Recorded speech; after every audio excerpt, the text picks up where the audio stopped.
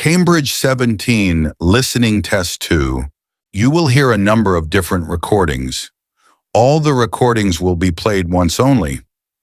The test is in 4 parts. You will have 10 minutes at the end of the test to transfer your answers to the answer sheet. Now turn to part 1. First, you have some time to look at questions 1 to 7.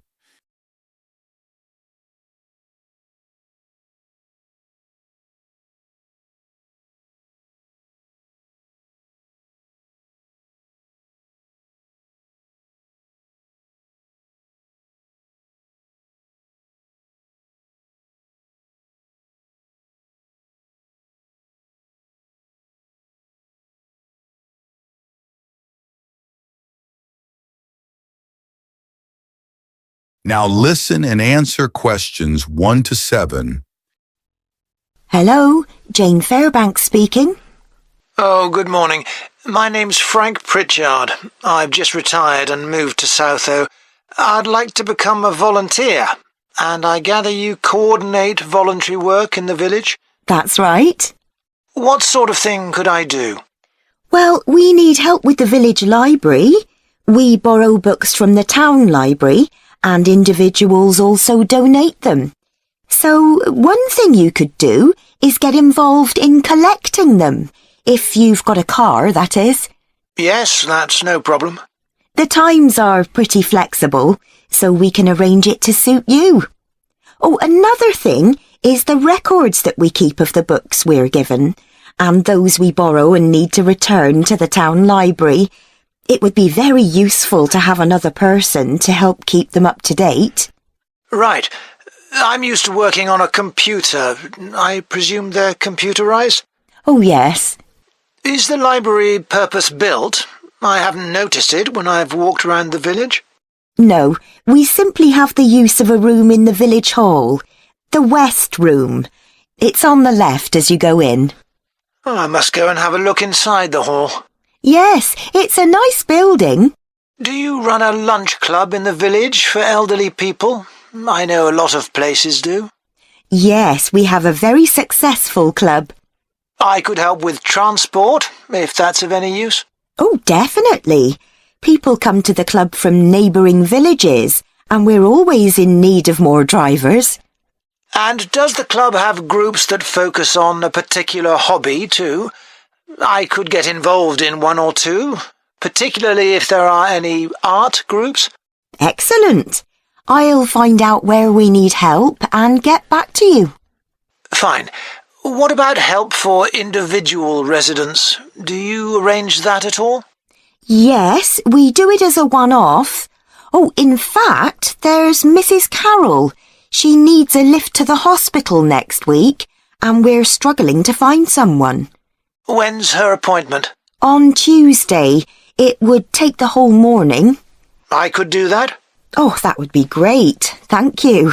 And also next week, we're arranging to have some work done to Mr. Salisbury's house before he moves, as he isn't healthy enough to do it himself. We've got some people to decorate his kitchen, but if you could do some weeding in his garden, that would be wonderful. OK, I'd enjoy that. And presumably the day and time are flexible? Oh, yes. Just say when would suit you best, and we'll let Mr. Salisbury know. Good. Before you hear the rest of the conversation, you have some time to look at questions 8 to 10.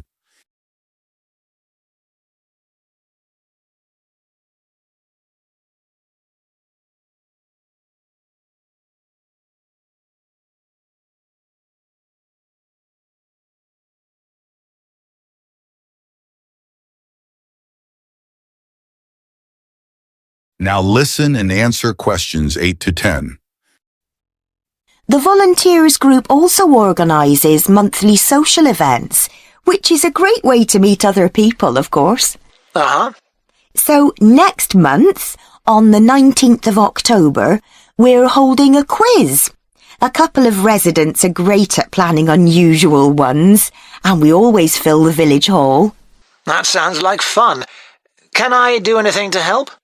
Well, because of the number of people, We need plenty of refreshments for halfway through, so if you could provide any, we'd be grateful.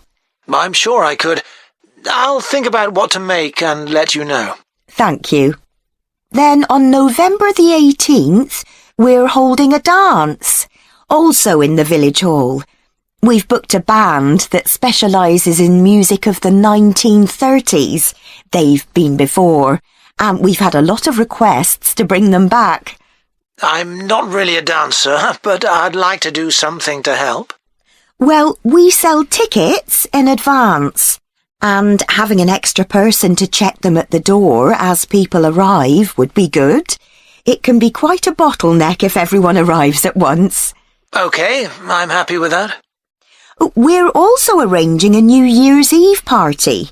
We're expecting that to be a really big event, so instead of the village hall, it'll be held in the Mountfort Hotel. The... Mountfort. M-O-U-N-T-F-O-R-T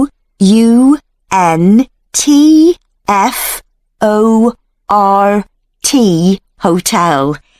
It isn't in Southo itself, but it's only a couple of miles away. The hotel will be providing dinner, and we've booked a band. The one thing we haven't got yet is a poster. That isn't something you could do by any chance, is it? Well, actually, yes. Before I retired, I was a graphic designer, so that's right up my street. Oh, perfect. I'll give you the details, and then perhaps you could send me a draft? Of course. That is the end of part 1. You now have half a minute to check your answers.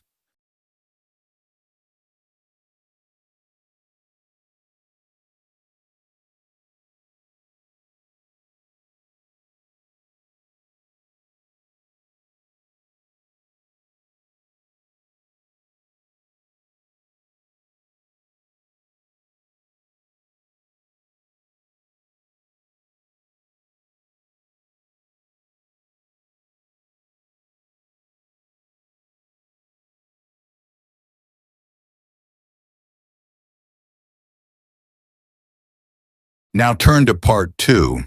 First, you have some time to look at questions 11 to 14.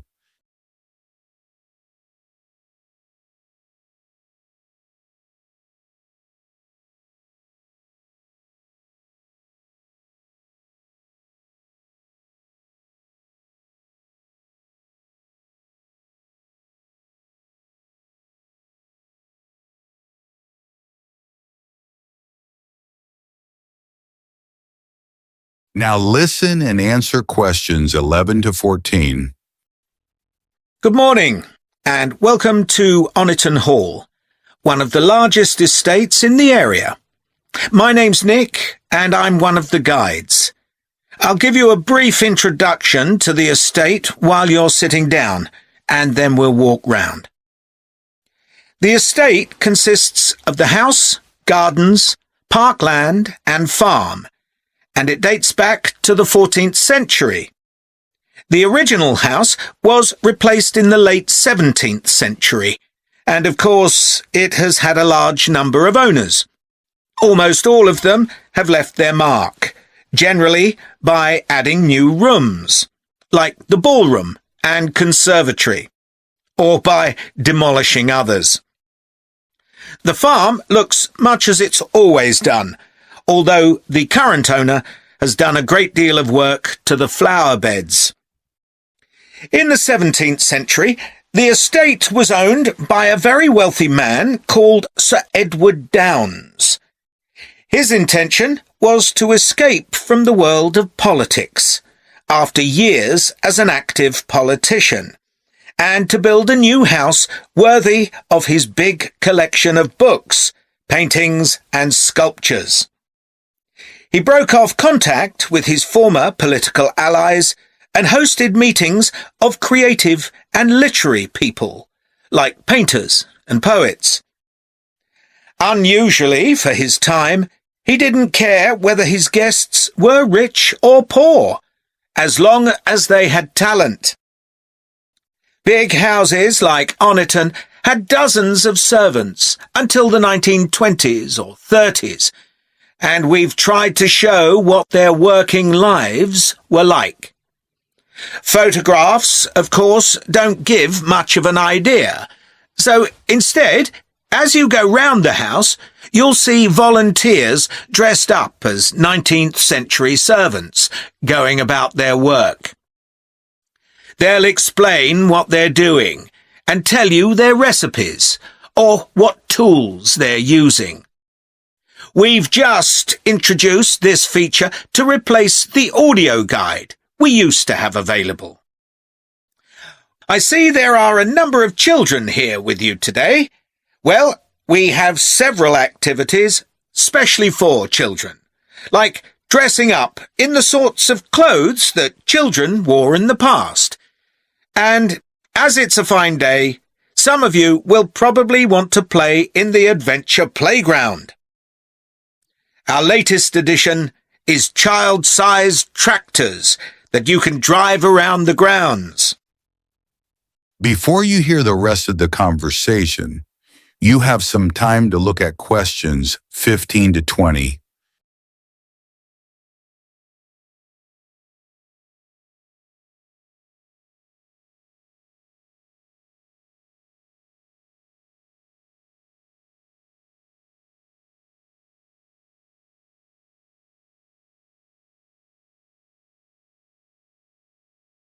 Now listen and answer questions 15 to 20. We'll also be going into the farm that's part of the estate, where there's plenty to do. Most of the buildings date from the 18th century, so you can really step back into an agricultural past.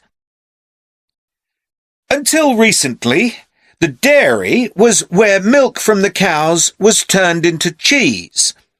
It's now the place to go for lunch, or afternoon tea, or just a cup of coffee and a slice of homemade cake. The big stone building that dominates the farm is the large barn, and in here is our collection of agricultural tools. These were used in the past to plough the earth, sow seeds, make gates, and much more. There's a small barn, also made of stone, where you can groom the donkeys and horses to keep their coats clean. They really seem to enjoy having it done, and children love grooming them. The horses no longer live in the stables, which instead is the place to go to buy gifts, books, our own jams and pickles, and clothes and blankets made of wool from our sheep. Outside the shed, which is the only brick building, you can climb into a horse-drawn carriage for a lovely, relaxing tour of the park and farm. The carriages are well over 100 years old. And finally, the parkland, which was laid out in the 18th century with a lake and trees that are now well established. You'll see types of cattle and sheep that are hardly ever found on farms these days. We're helping to preserve them, to stop their numbers falling further. OK, well, if you'd like to come with me, we will start. That is the end of part 2. You now have half a minute to check your answers.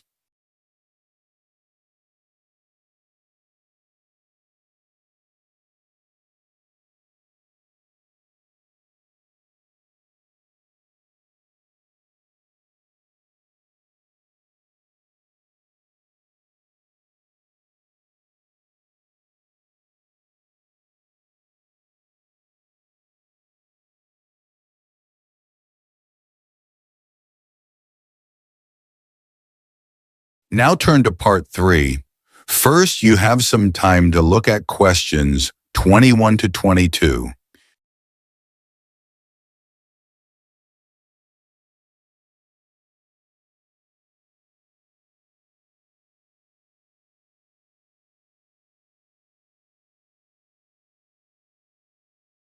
Now listen and answer questions 21 to 22. Did you make notes while you were watching the performances of Romeo and Juliet, Gemma? Yes, I did. I found it quite hard, though. I kept getting too involved in the play. Me too. I ended up not taking notes. I wrote down my impressions when I got home. Do you mind if I check a few things with you, in case I've missed anything? And I've also got some questions about our assignment. No, it's good to talk things through. I may have missed things too. Okay, great. So, first of all, I'm not sure how much information we should include in our reviews. Right. Well, I don't think we need to describe what happens, especially as Romeo and Juliet is one of Shakespeare's most well-known plays. Yeah, everyone knows the story. In an essay, we'd focus on the poetry and Shakespeare's use of imagery, etc., but that isn't really relevant in a review. We're supposed to focus on how effective this particular production is. We should say what made it a success or a failure.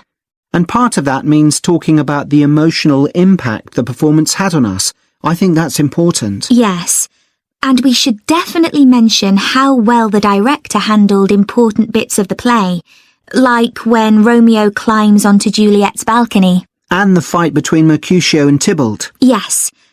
It would also be interesting to mention the theatre space and how the director used it, but I don't think we'll have space in 800 words. No, okay. That all sounds quite straightforward. Before you hear the rest of the conversation, you have some time to look at questions 23 to 30.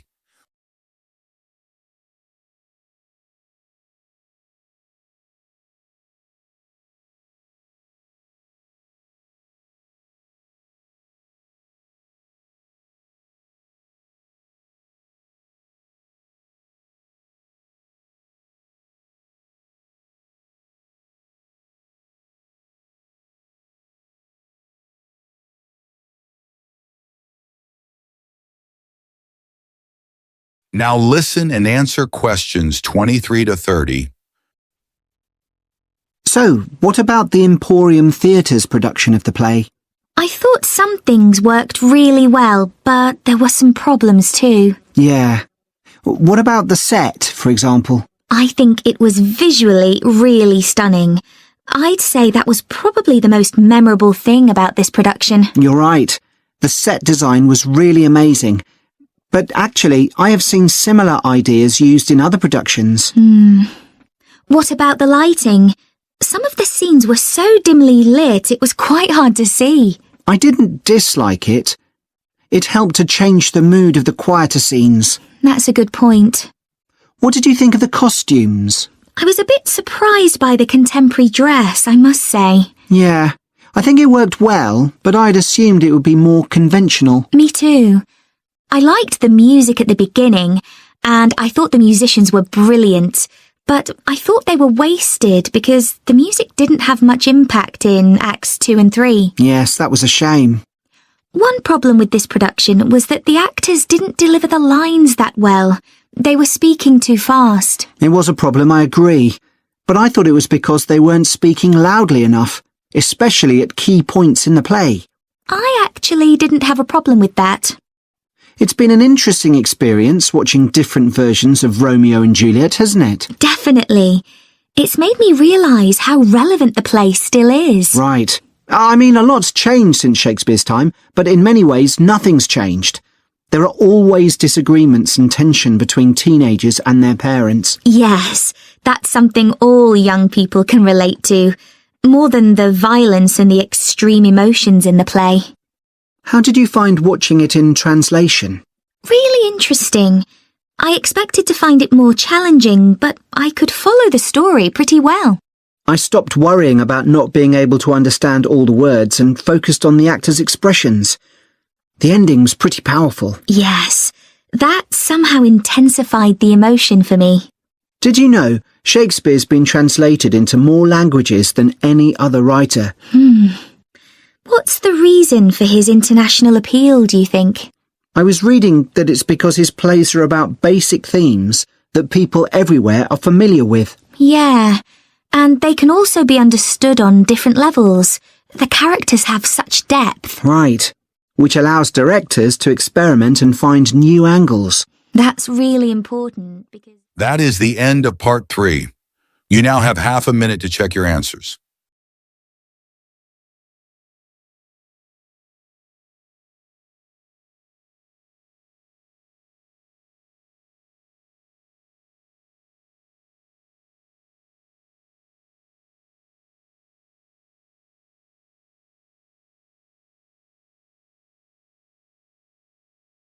Now turn to part 4. First, you have some time to look at questions 31 to 40.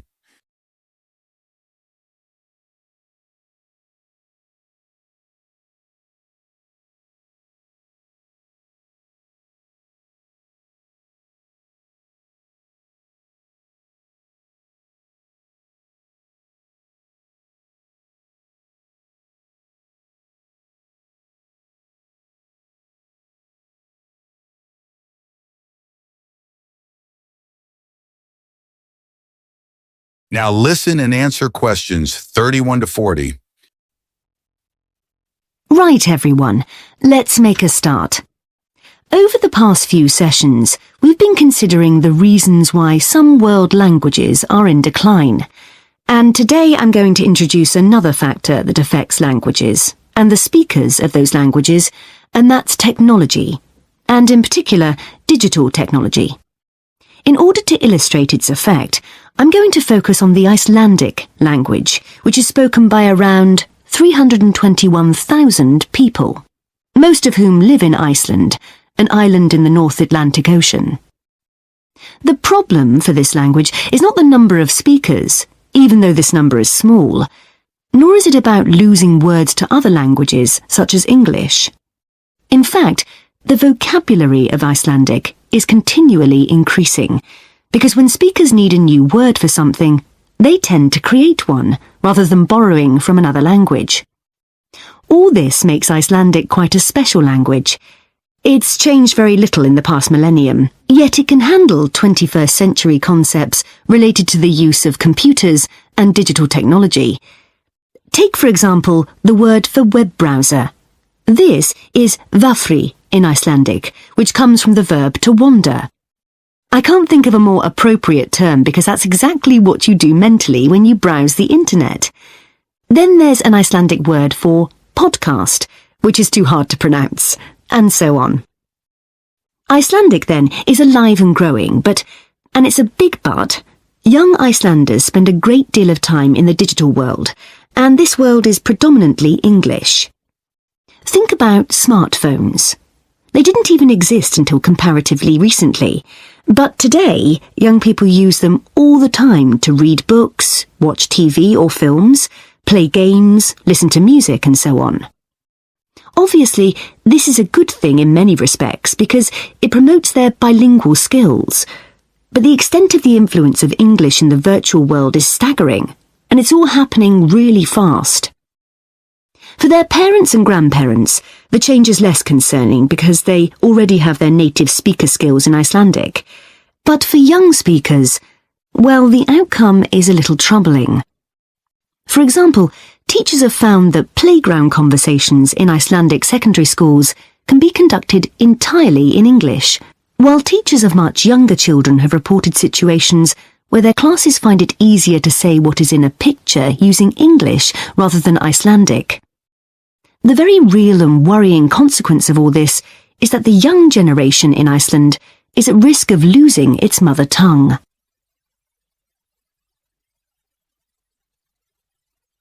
Of course, this is happening to other European languages too.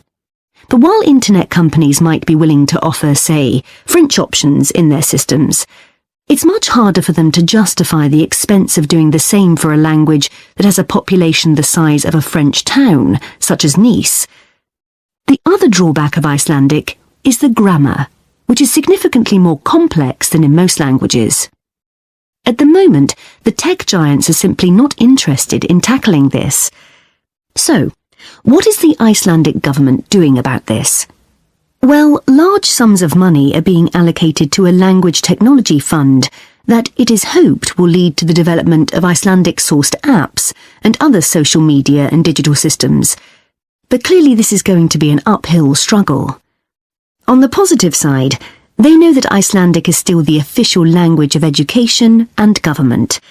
It has survived for well over 1,000 years, and the experts predict that its future in this nation-state is sound and will continue to be so. However, there's no doubt that it's becoming an inevitable second choice in young people's lives. This raises important questions. When you consider how much of the past is tied up in a language, will young Icelanders lose their sense of their own identity?